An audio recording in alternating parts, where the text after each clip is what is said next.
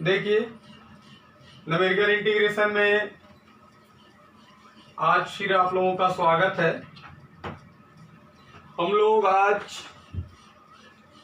अभी Simpson first law अर्थात Simpson 1/3 नियम पे ही प्रॉब्लम सॉल्व करेंगे। अभी तो एक प्रॉब्लम हमने सॉल्व करवा दिया था। अब नेक्स्ट प्रॉब्लम पे आते हैं। देखिए, प्रॉब्लम की तरफ बढ़ते हैं। प्रॉब्लम के पहले हम एक बार फार्मूले को अगेन आप लोगों को याद करा देना चाहते हैं, ताकि फार्मूला यूज होगा तो फार्मूला हम लोगों के सामने उपस्थित हो। सिम्पसन का प्रथम नियम, सिम्पसन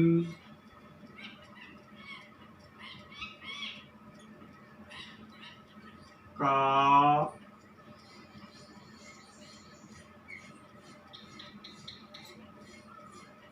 प्रथम नियम या 1/3 नियम कहते हैं। विषम कोटियों में एरिया फाइंड किया जाता है, विषम कोटियों में विभाजित किया जाता है। सिम्पसन का प्रथम नियम विषम कोटियों के लिए ही एप्लीकेबल है, लागू होता है। एरिया ज्ञात करने का formula A2B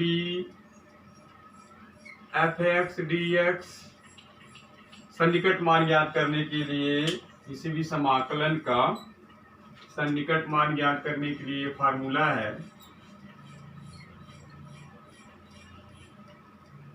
A2B fx dx equal to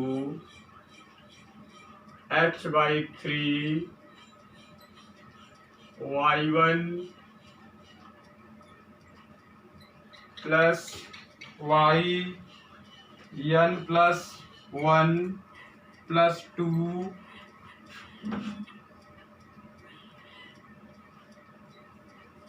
y3 plus y5 dash yn plus 1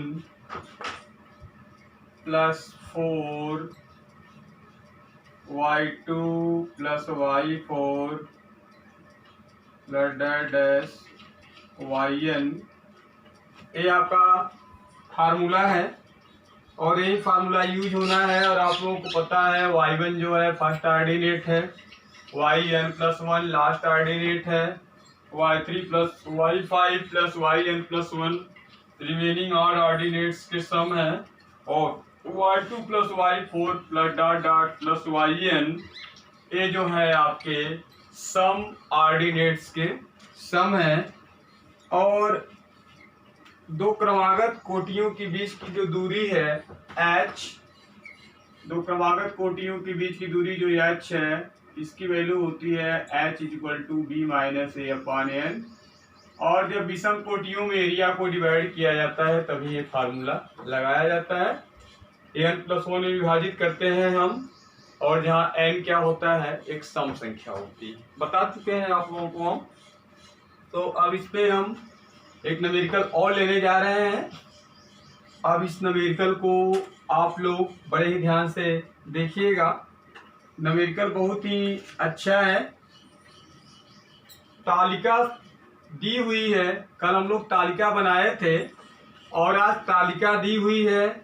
उस तालिका की सहायता से सन्निकट मान निकालना है समाकलन का।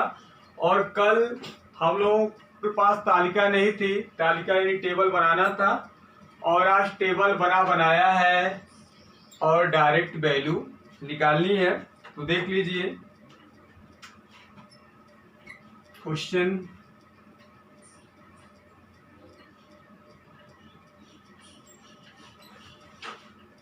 निम्न तालिका से सिम्पसन नियम द्वारा वाले क्वेश्चन लिख दे रहे हैं।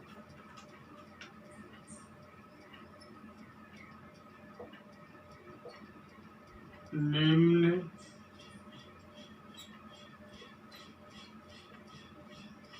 तालिका से सिम्पसन नियम द्वारा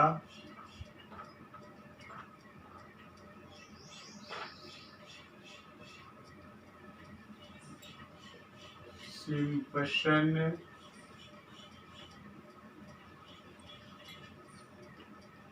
नियम द्वारा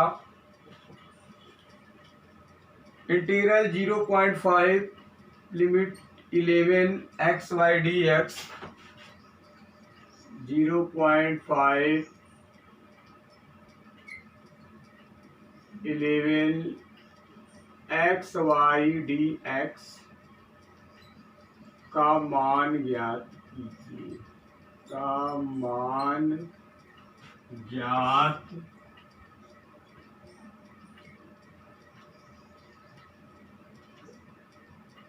कीजिए। एक तालिका है, क्वेश्चन में दी हुई है, तालिका हम बना देते हैं।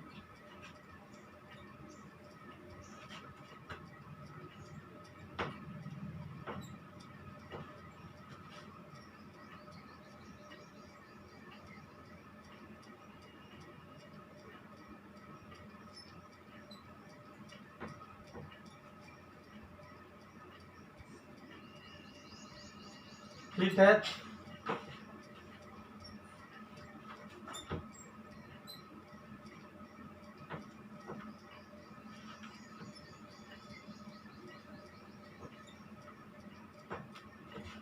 ए है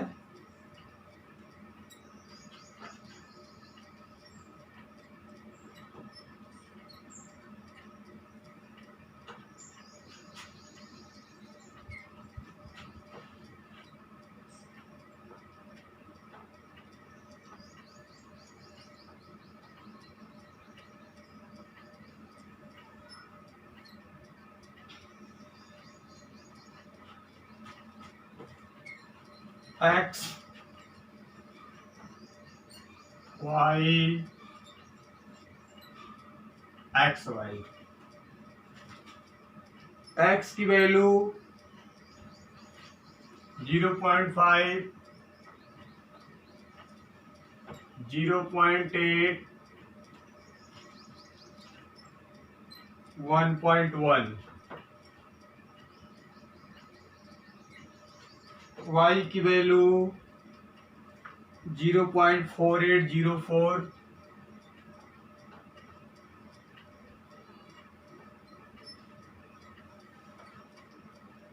नेक्स्ट 0.7262 0.7262 नेक्स्ट 0.9281 0.9281। अब एक्स वाई मल्टीप्लाई कर देना है सीधे सीधे। 0.5 इंटू 0.4804 मल्टीप्लाई करिए। 5 चौक की 20, 5 शून्य 0 2, 5 थे 40 0 हाथ में आया 4, 5 चौक की 20 और 20 4 24 और डेसिमल 4 प्लेस पे, अरे 5 प्लेस पे, 4 यहाँ से 1 यहाँ से, पॉइंट 0.24020। फिर यहाँ मल्टीप्लाई करना है। ये सब दिया हुआ है आपके तालिका में। 0.8 0.7262 8 दूना 16, 8 का 48, 48 1 49, 8 दूना 16, 16 4 20, 8 सते 56, 56 और 2 58 और डेसिमल कितने प्लेस पे, 5 प्लेस पे। 8 दूना 16, 8 का 48, 48 से 49, 8 दूना 16, 16 4 20, 8 सते 56, 56 2 58, 4 1 5, 1 2 3 4 5 0.58096। इसी प्रकार मल्टीप्लाई कर देंगे तो आ जाएगा 1.02091। 1.02091 ये आपका टेबल दिया हुआ है। और अब आप लोगों को केवल इसको क्या करना है, सॉल्व करना है, और सॉल्व करके इस समाकलन का सन्निकट मान निकालना है। तो हम अब सॉल्व करके सन्निकट मान इसका निकालने जा रहे हैं लगा करके। अब आप लोगों के सामने प्रॉब्लम आ सकती है कि सर हम कैसे यहाँ y1 yn+1 y3 y5 yn+1 y2 y4 और yn की वैल्यू कैसे हम रखेंगे। यहाँ पे क्या रखने का यहाँ पे प्रॉपर रूल होगा। फार्मूला तो आपके सामने यहाँ है ही। जो वैल्यू फाइंड करनी है, जिस समाकलन का सन्निकट मान निकालना है, वो क्वेश्चन भी आपके सामने है ही। अब कैसे इसको यहाँ पे इनपुट करके रिजल्ट हमें लाना है, अब हमें यही सोचना है। देखिए कैसे हम सॉल्व करेंगे इसको, हम तरीका आप लोगों को बताते हैं। पहली बात तो सिंपसन का प्रथम नियम लगाने के लिए विषम कोटियों में विभाजित होना चाहिए। क्षेत्रफल विषम कोटियों में विभाजित है। ये जो ए बी है आपका, ये विषम कोटियों में क्षेत्रफल आपका विभाजित हो गया। और यहाँ पे जो n होना चाहिए सम, विषम कोट में 1 2 3, इसकी कोटियां कितनी हो गई, 3। n+1 में विभाजित करते हैं, n+1 में फार्मूला बताए थे हम। और जहाँ n क्या होता है, सम होता है। जहाँ n की वैल्यू क्या होती है, सम, तो n+1 3, इसका मतलब 2+1 3 कोटियां, यानी n+1 की वैल्यू 3 हो गई। तो n की वैल्यू यहाँ पे कितनी हो गई, 2 हो गई। तो जब हम सॉल्व करेंगे तो सॉल्व करते समय हम n की वैल्यू क्या लिखेंगे, जब सॉल्व करने लगेंगे तो हम n की वैल्यू 2 लिखेंगे। n की वैल्यू क्या लिखेंगे, n की वैल्यू 2 लिखेंगे। a की वैल्यू कितनी है आपकी, a की वैल्यू क्या है, a की वैल्यू 0.5, a की वैल्यू 0.5। अब b की वैल्यू कितनी है, b की वैल्यू है 1.1। अब h की वैल्यू, आपको पता ही है, b - a/n, h = b - a/n, 1.1 - 0.5/n। और n की वैल्यू क्या हो गई, 2 हो गई। अब 1.1 में से 0.5 माइनस जब कर देंगे तो 0.6 आ जाएगा, और 2 से डिवाइड कर देंगे तो h की वैल्यू आ जाएगी 0.3। बात आ रही समझ में, ये वैल्यू आ जाएगी 0.3। 1.1 में से 0.5 माइनस कर दीजिए आप लोग, 0.6। 0.6 बाई में 2 है, तो बाई में 2 है तो क्या आ गया डिवाइड हो गया 0.3। और इसके बाद आप लोगों को फार्मूला लगाना होगा। अब फार्मूला लगाने में आपको जो यहाँ पे अस्त्र शस्त्र की आवश्यकता है, वो अस्त्र शस्त्र हम लोग इकट्ठा कर रहे हैं, क्योंकि युद्ध में कोई भी योद्धा तभी विजित हो सकता है, तभी विजय को प्राप्त कर सकता है जब वो युद्ध के सारे नियमों को जानता हो और अस्त्र शस्त्र से सुसज्जित हो, निपुण हो तभी। तो यहाँ पर अस्त्र शस्त्र हम लोगों का फार्मूला ही है। अब फार्मूला में कहाँ कैसे वैल्यू पुटअप करनी है, बस वही है। तो हमें जो फाइंड करना है, वो फाइंड करना है 0.5 1.1। ये आपका क्वेश्चन है, X Y D X. Formula आप लगाएंगे h/3, तो h की वैल्यू 0.3/3। ठीक है बच्चों, अब हम दौड़ के आएंगे y1 के पास। तो हमारा y1 कितना है, y1 हमारा a है 0.2402 plus yn+1 first ordinate, last ordinate yn+1 कितना है 1.02091 लिख देंगे। y1 मीन्स फर्स्ट ऑर्डिनेट 0.24020 और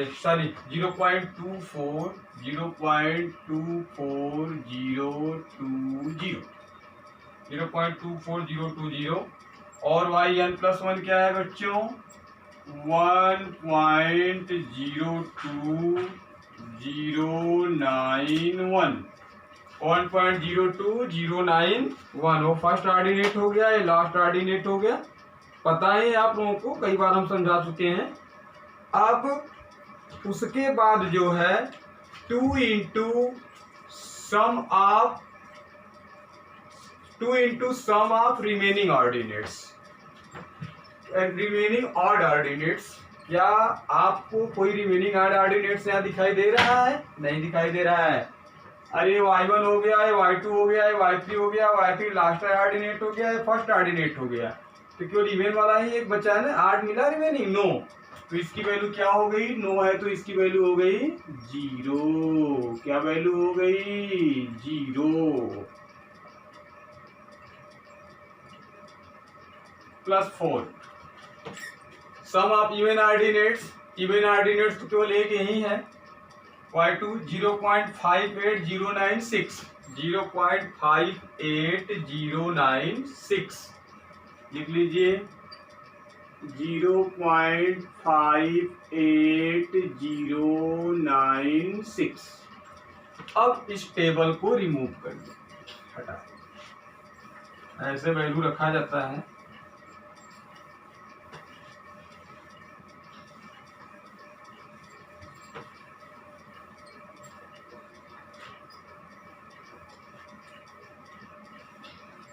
इस तरह से वैल्यू पुटअप की जाती है। अब हम लोग डायरेक्ट इसको क्या करेंगे, सॉल्व करेंगे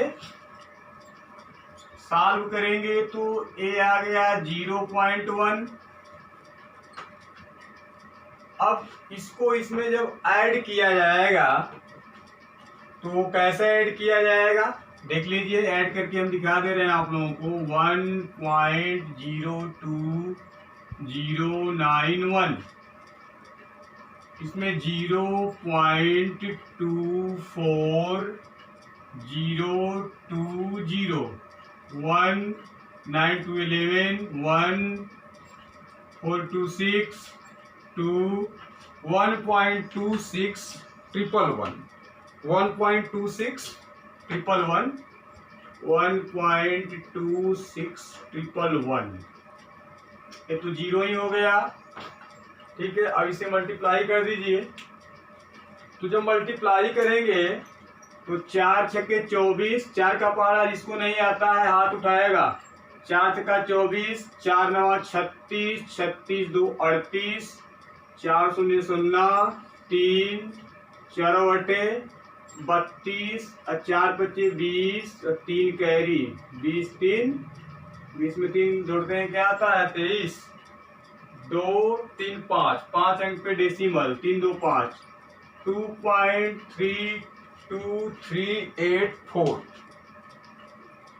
ठीक है, अब इन दोनों को ऐड कर दीजिए, यहाँ इनटू का रिलेशन है, ऐड करेंगे तो 0.1 इंटू, अब देखिए यहाँ पे 4 + 1 5 8 + 1 9 3 + 1 4 2 + 6 8 3 + 2 5 और 2 + 1 3 3.58495 3.58495 0.1 से जब मल्टीप्लाई हो जाएगा तो एक प्लेस डेसिमल और यहाँ आ जाएगा इधर, तो 0.3588495 ये आपका सन्निकट मान हो जाएगा और टफ नहीं है। ये चैप्टर आप लोगों का बिल्कुल इजी है, कतई टफ नहीं है। अब हम लोग नेक्स्ट प्रॉब्लम की ओर चलते हैं। हम आशा करते हैं कि आप लोगों को ये क्वेश्चन पूर्णतः समझ में आ गया होगा। अब हम नेक्स्ट प्रॉब्लम पे चलते हैं।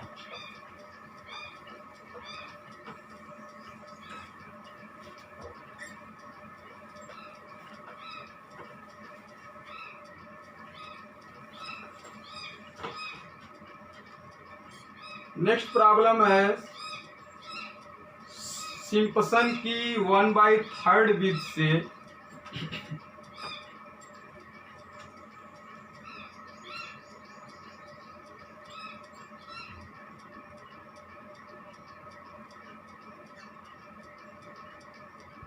सिम्पसन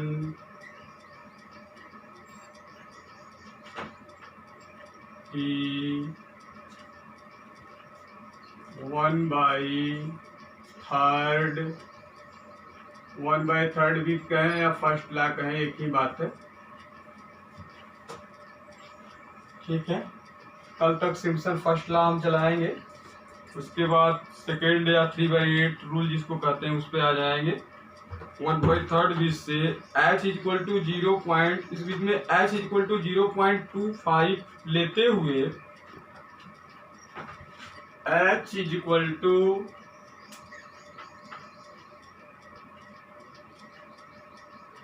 0.25 लेते हुए 0 to 1 dx upon 1 plus x square, 0 to 1 dx upon 1 plus x square का मान ज्ञात कीजिए। एग्जाम्पल प्लस एक्सरसाइज दोनों के क्वेश्चन जो हमें अच्छे लगेंगे बताएंगे हम, चाहे वो एग्जाम्पल का क्वेश्चन हो चाहे वो एक्सरसाइज में हो। जो भी अच्छा क्वेश्चन हमें समझ में आएगा उसको निश्चित बताएंगे, चाहे वो एग्जाम्पल में दिया हो चाहे वो एक्सरसाइज में। सिम्पसन 1/3 रूल यानी सिम्पसन फर्स्ट रूल, इसका यूज करना है। और h जो है, जो क्रमागत कोटियों का अंतर है, h equal to B minus A upon N, इसकी वैल्यू यहाँ पे दी हुई है। a की वैल्यू 0 हो गई, b की वैल्यू 1 हो गई और y अर्थात fx की वैल्यू 1 प्लस एक्स स्क्वायर हो गई। अब इसे आपको यहाँ पे आपको क्या बनानी है, तालिका बनानी है। तो तालिका बना के अब इसको क्या कर देना है, आप लोगों को सॉल्व कर देना है। अब आप लोग तालिका बनाइएगा और तालिका बना करके इसको सॉल्व करिएगा। ये मैं आप लोगों के होमवर्क में डाल रहा हूँ। ठीक है, आज की पढ़ाई यहीं तक।